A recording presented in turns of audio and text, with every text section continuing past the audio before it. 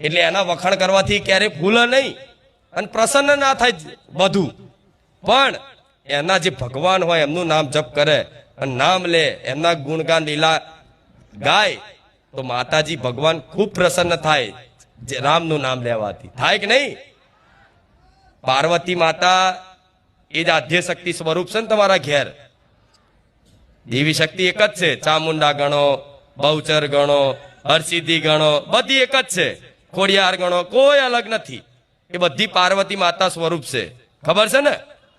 હા, તો પાર્વતી માતાએ તે રામનું નામ નું સ્મરણ ભગવાન જોડે એમના પતિ જે કરતા હોય એ જ કરે ને.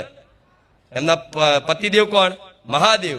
તો મહાદેવ જેનું નામ લેતા હોય તો પાર્વતી માતા એ જ નામ લે ને. સાચું ખોટું? એક દિવસ મતલબ આખો દિવસ મહાદેવ રામના ગુણગાન ગાય, લીલા ગાય. જ્યારે ભગવાને અવતાર લીધો ધરતી પર, રામજીનો અવતાર ત્રેતા યુગમાં અવતાર લીધો ભગવાને, ત્યારે સીતાને મતલબ રાવણ ઉઠાઈ ગયો, સીતા માતાનું હરણ કરી લીધું. જાણો છો ને આ બધું? તો અમુક લોકો એવું કે સાક્ષાત ભગવાન હતા તો સીતાને ચમનો રાવણ ઉઠાઈ ગયો કે આવું કે આવા થોડી ભગવાન હોય કે સાક્ષાત ભગવાન હતા તો સીતાને શું લે ઉઠાઈ ગયો રાવણ? એની ચમની તાકાત ચાલી. તો વિચારો ખાલી, ભગવાને લીલા કરી છે. એ લીલા કરી છે. નકર રાવણની શું, રાવણની પેઢીઓ આવીને આખી રાક્ષસ કુળ આવી જાય ને તો એ સીતા માતાનો બાલ વાંકો ના કરી શકે. શું આ સત્ય છે?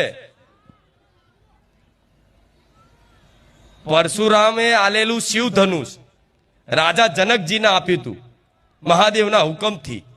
એ શિવ ધનુષ એવું હતું કોઈનાથી ઊંચું થાય.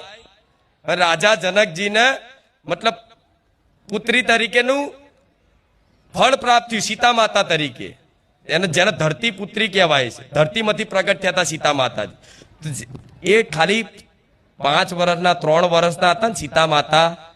ત્યારે રાજા જનકને કીધું કે આ શિવ ધનુષ કોઈ ઊંચું કરી શકે એમ નહીં આ જગતમાં.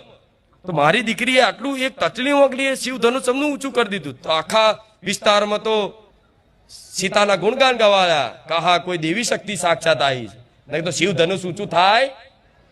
એ જ શિવ ધનુષ એ જ દિવસે પ્રણ લીધો રાજા જનકે કે આ જે શિવ ધનુષ કોઈ રાજા, કોઈ ચક્રવર્તી રાજા જે ઊંચું કરી લેશે ને અને એની પર પ્રત્યંચા ચડાવી દેશે ને એને મારી દીકરીના વિવાહ એની જોડે કરાવીશ.